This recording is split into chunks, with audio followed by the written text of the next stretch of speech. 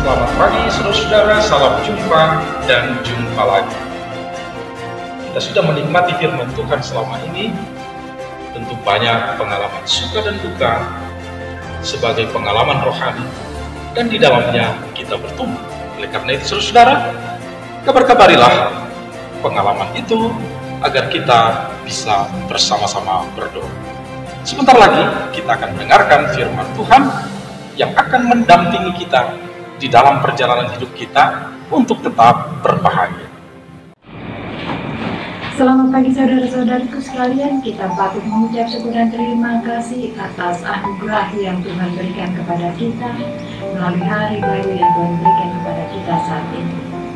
Sebelum kita melakukan segala aktivitas kita, mari kita saat dulu sejenak untuk mendengarkan firman Tuhan yang boleh menjadi kehidupan kita.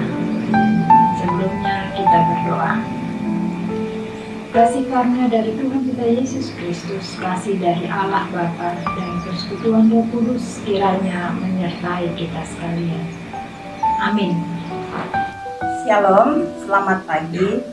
Firman Tuhan yang menjadi renungan kita di hari ini tertulis dalam Markus 14 ayat 4. Dan ia berkata kepada mereka, inilah darahku, darah perjanjian yang ditumpahkan bagi banyak orang.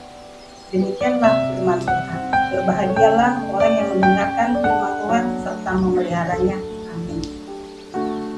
Terima kasih atas pembacaan firman Tuhan yang dibacakan oleh Nyonya Sitorus Buru Pasaribu. Pertanyaan saya, apa yang dimaksud dengan darah perjanjian yang ditumpahkan bagi banyak orang?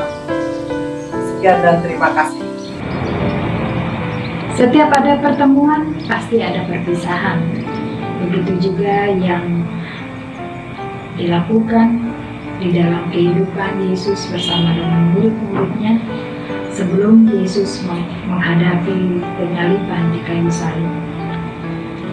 Melalui renungan ini, Yesus mengadakan perjamuan Paskah bersama dengan murid-muridnya menjelang Yesus akan disalibkan. Bila kita kembali di dalam perjanjian lama, perjamuan Paskah juga dilakukan adalah untuk peringatan keluarnya bangsa Israel dari Mesir.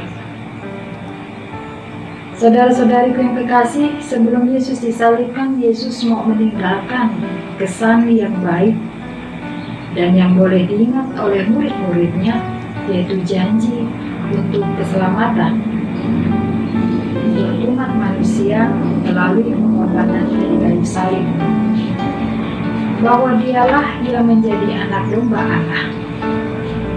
Dikatakan melalui renungan ini, inilah darahku, darah perjanjian yang ditumpahkan bagi banyak orang.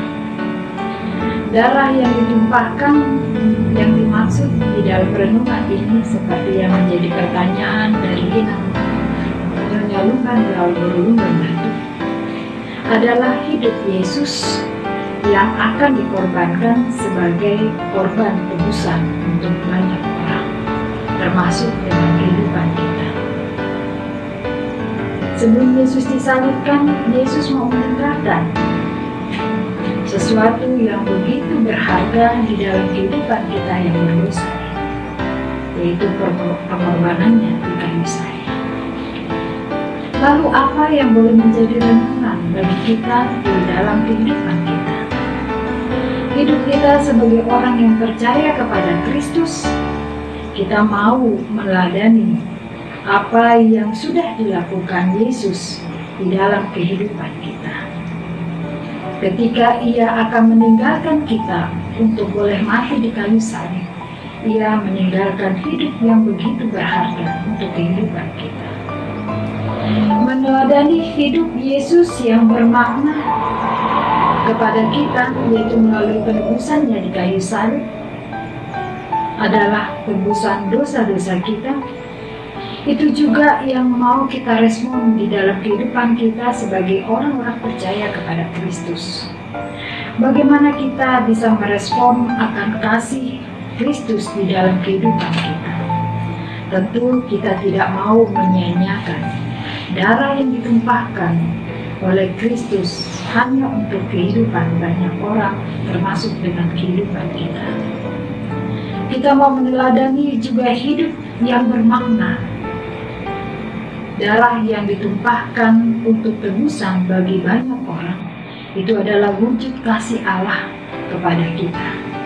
Oleh sebab itu, melalui renungan ini juga kita mau diajak untuk meladani hidup yang penuh dengan kasih, hidup yang penuh dengan kasih dengan sesama sebagai wujud cinta kasih kita kepada Kristus.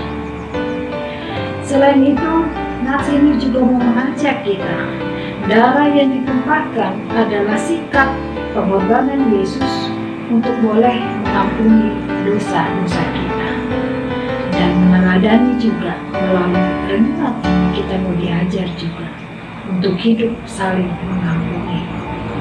Saudara-saudariku yang kekasih, macan mati meninggalkan belang, manusia mati meninggalkan Allah.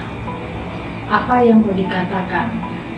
Seperti Yesus juga mati, Ia meninggalkan yang begitu berharga, yaitu pengampunan, sehingga kita boleh menjadi layak di hadapan Tuhan, dan kita menjadi begitu berharga karena tebusan dosa yang diberikan oleh Tuhan kepada kita. Oleh sebab itu, kita juga mau diajar, baiklah kita hidup bermakna di hadapan Tuhan, hidup di dalam kasih, hidup di dalam pengampunan. Karena inilah bukti atau kita merespon cinta kasih Tuhan di dalam kehidupan kita. Amin.